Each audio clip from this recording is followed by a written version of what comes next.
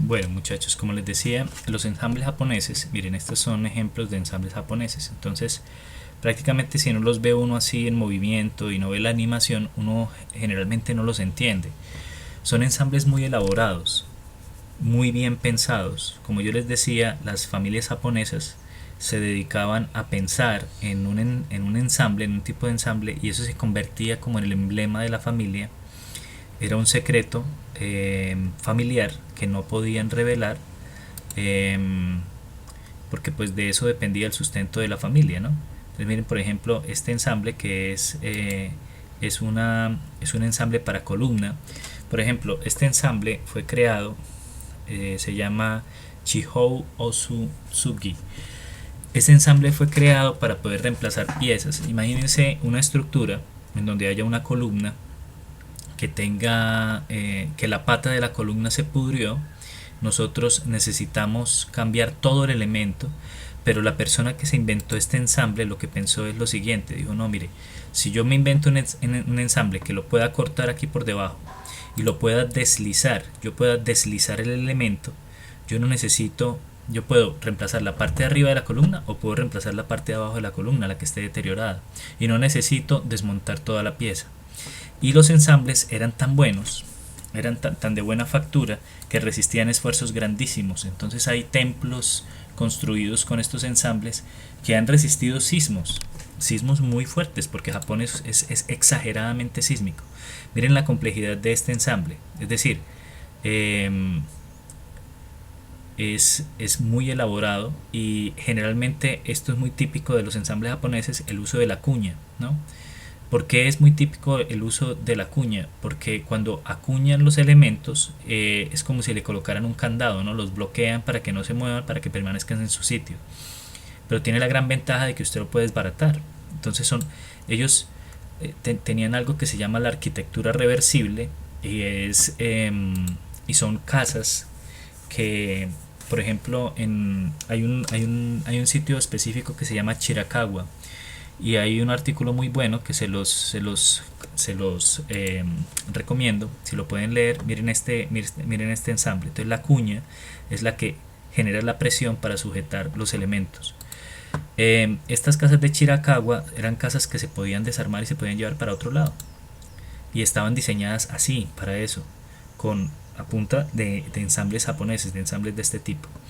Es fascinante, porque estructuralmente se comportan súper bien. Miren, ellos juegan con trabar en diferentes direcciones la madera, para que si la fuerza viene por este sentido la pueda resistir, si viene en este sentido la pueda resistir, si viene en este sentido la pueda resistir.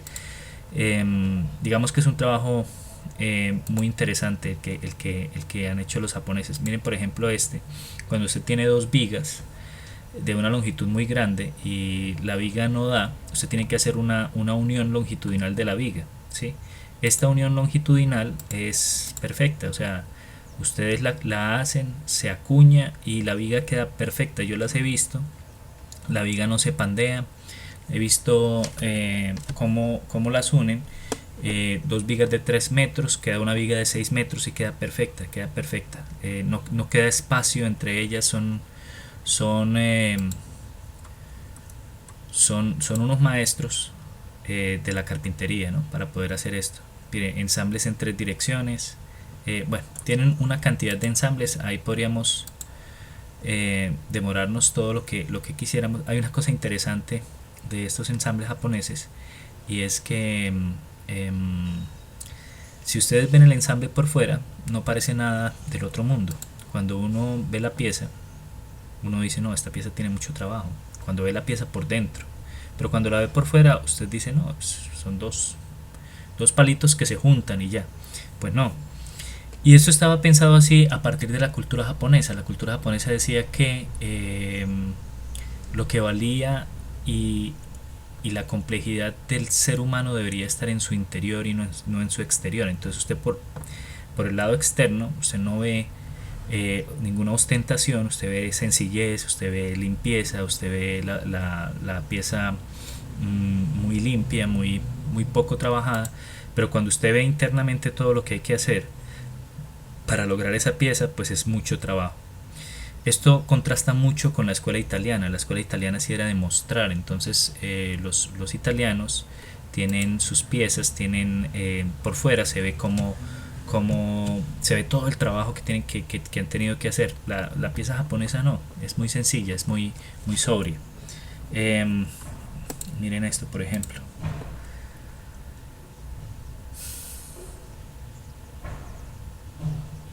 Sí, es, es muy interesante. Es muy interesante, son muchas las uniones japonesas, así que ellos tenían la posibilidad de hacer. Esta es súper interesante porque te puede dar la posibilidad de la unión en tres direcciones, ¿sí? Tanto longitudinal como perpendicular en un sentido y perpendicular en el otro sentido. Em, y así hay muchas más, entonces no me voy a detener más en esto, pero es para que entiendan, muchachos, la, la importancia de hacer un buen anclaje. Es decir, el hecho de que el elemento sea de madera no implica que sea bueno o malo. Lo que le da garantía a un elemento de que está bien construido no es que sea no es el material, sino la calidad de la unión. Entonces yo podría simplemente coger estas piezas y unirlas con tornillos y la unión sería buena, pero no sería tan buena como una unión de este tipo. Una unión de este tipo ya se considera una unión estructural, ¿sí? Si yo voy a hacer un edificio, yo prefiero hacerlo así que hacerlo simplemente con dos o tres tornillos, ¿no? No quiere decir que los tornillos no los podamos utilizar, claro que los podemos utilizar. Obviamente aquí estas tecnologías se desarrollaron cuando no existía la capacidad de construir con tornillos ni había nada de esto. Ah, bueno, esta es una animación de uno que ya vimos. No.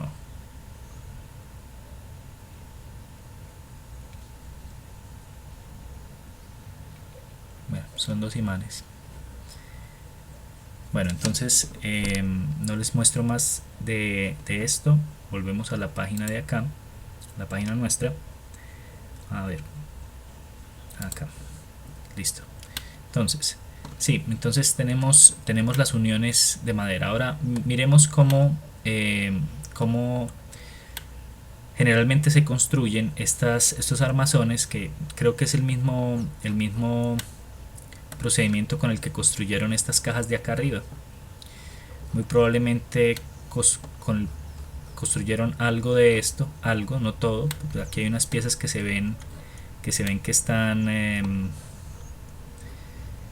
están atornilladas, estas, por ejemplo esta y estos tensores se ven que están construidos de la misma manera. Aquí sí hay como un tipo de unión, probablemente caja espigo. Entonces, bueno, eso es lo que tienen que descifrar ustedes, ¿no, muchachos? Ya les explico más adelantico cómo y por qué y cómo lo van a presentar. Entonces, miremos este video que nos enseña de una manera rápida cómo hacer estas armazones. Entonces, estos armazones se pueden hacer sencillamente, fácilmente, sin necesidad de ser grandes carpinteros ni mucho menos. Lo que uno necesita simplemente son las piezas con las longitudes adecuadas, luego armarlo y miren, básicamente es esto: colocar un tornillo en un sentido y el otro tornillo en el otro sentido. Pero incluso para eso hay que tener ciertos cuidados, o sea, uno no podría simplemente colocar el tornillo y ya, porque daña la madera, ¿no? Este señor lo que va a hacer es que va a hacer una plantilla sobre la mesa, es decir, con estos taquitos de madera va a hacer una plantilla, que eso se acostumbra mucho cuando uno está construyendo. Si usted tiene que construir 100 piezas, pues tener una plantilla ayuda muchísimo, ¿no? Si usted va a construir una o dos, pues no es tan necesario. Pero si va a construir, no sé, 40, 50 piezas, pues la plantilla ayuda mucho. Te mantiene los elementos en el puesto. Entonces, aquí lo que el señor muestra es que bueno, ahí colocó unas guías para que este elemento que está ahí acostado quede en la posición y no se mueva, y que el otro elemento se le acerque y se le pueda colocar el tornillo que va a servir como elemento de anclaje. A veces cuando se utilizan tornillos uno también utiliza cola o pegamento. Entonces la parte de la pieza que queda en contacto uno la encola para la madera se utiliza mucho el colbón madera. Y aquí está mostrando algo muy importante.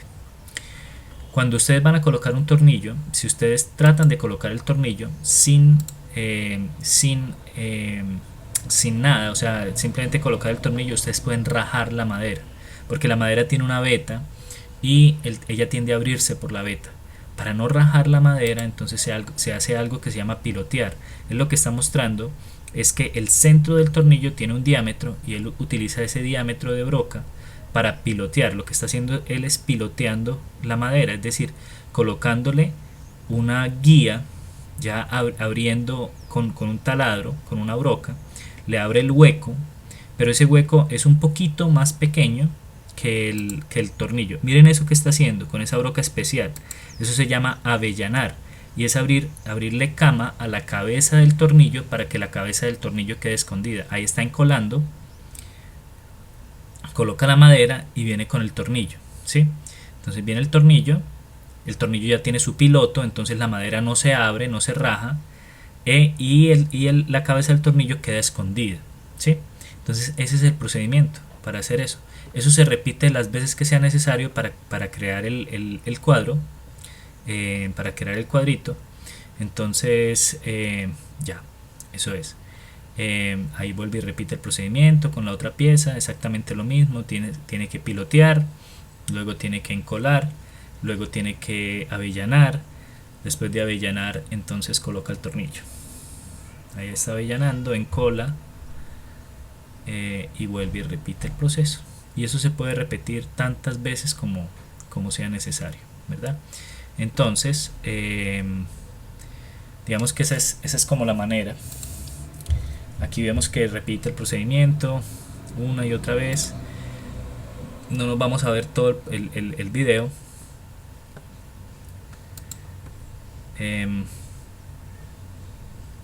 Bueno, aquí ya una pieza la está uniendo con la otra pieza para crear dos planos, ¿no?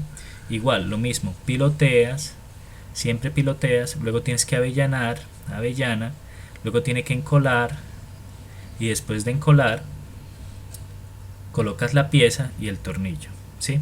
Siempre y cuando ese proceso se haga bien hecho, la dureza y la rigidez de los materiales es suficiente.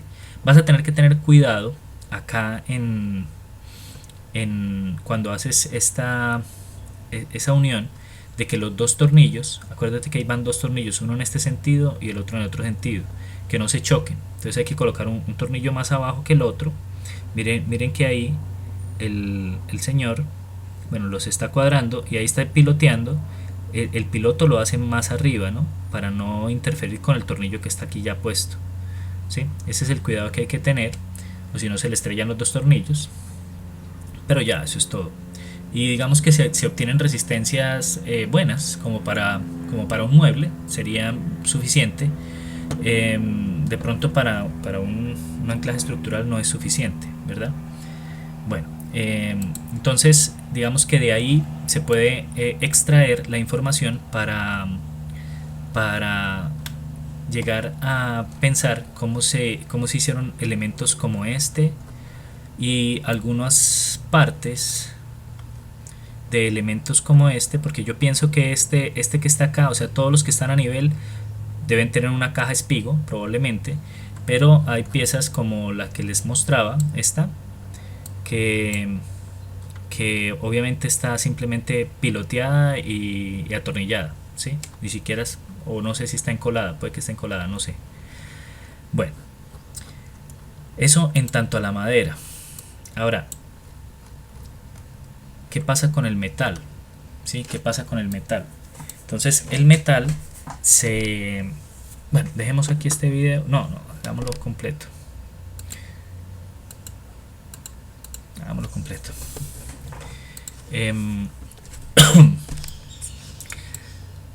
El metal. Entonces, para unir metal existen dos métodos. Los métodos de unión de metal en frío. Mira, yo les voy corriendo este video.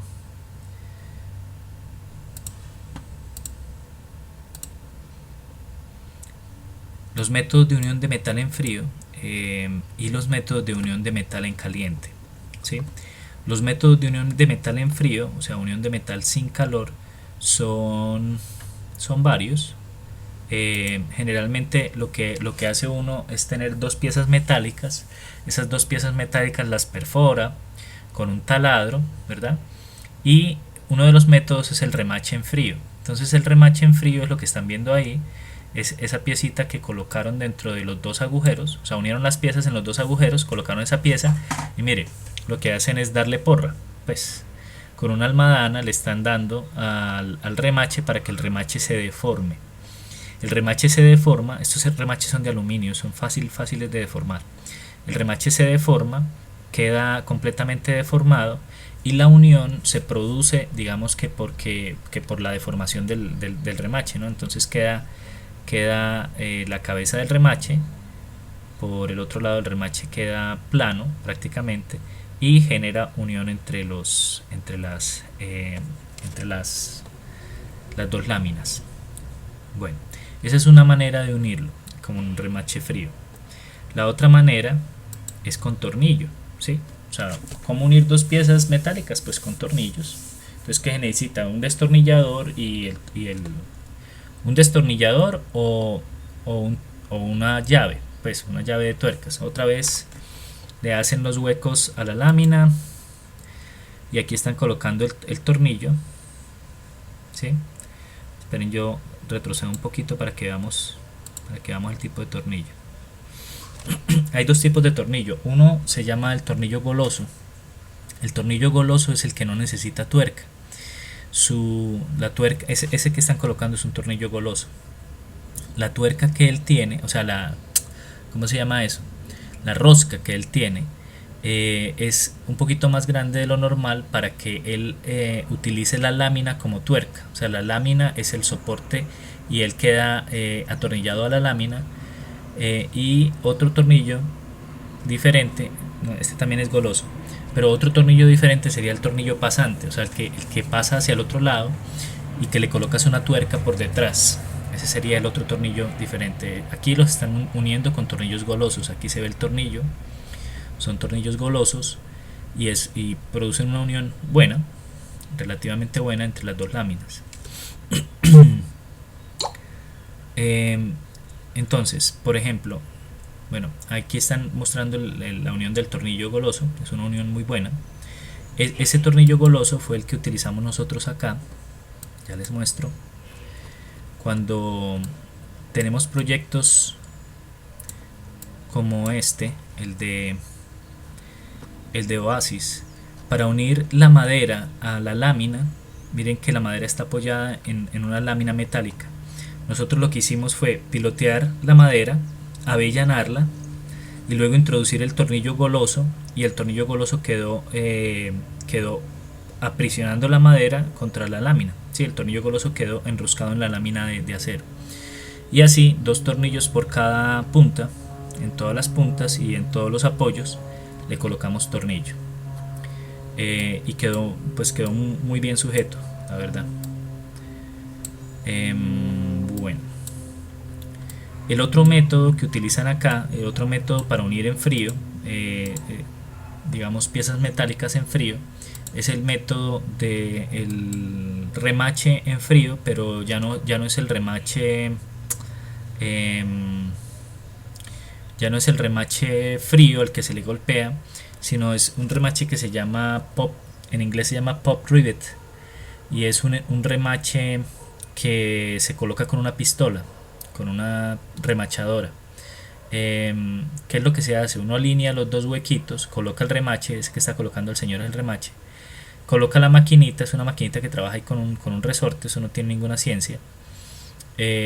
Cuando uno presiona la máquina, ella empuja la punta del remache, la punta que está aquí atrás del remache, la empuja hacia adelante.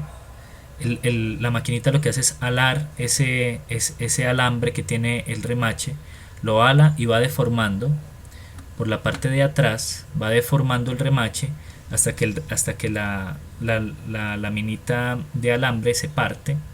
Ahí ya se partió y queda el remache puesto. Entonces miren cómo lo deformó, ¿sí? Miren cómo lo deformó. Entonces la cabeza del remache entra y deforma el remache. Por este lado queda perfecto, por el otro lado sí se nota el bultico y ya. Y la siguiente forma de unir dos elementos es con adhesivo, ¿no? Con adhesivo. Entonces para eso sí hay que limpiar muy bien la pieza, entonces ustedes utilizan una pulidora para limpiarla. Pero bueno, la verdad es que eso no tiene ninguna ciencia y no nos interesa mucho porque pues esa unión es muy costosa en realidad. Estos químicos son costosos y si usted quiere unir industrialmente, la unión es buena, no es mala, pero si quiere unir industrialmente muchas piezas, pues digamos no va a ser el mejor método, entonces ni siquiera se los muestro. La otra manera de unir metal es mediante soldadura, ¿sí? Es mediante soldadura. Entonces, bueno, les paro acá y en el siguiente video les muestro.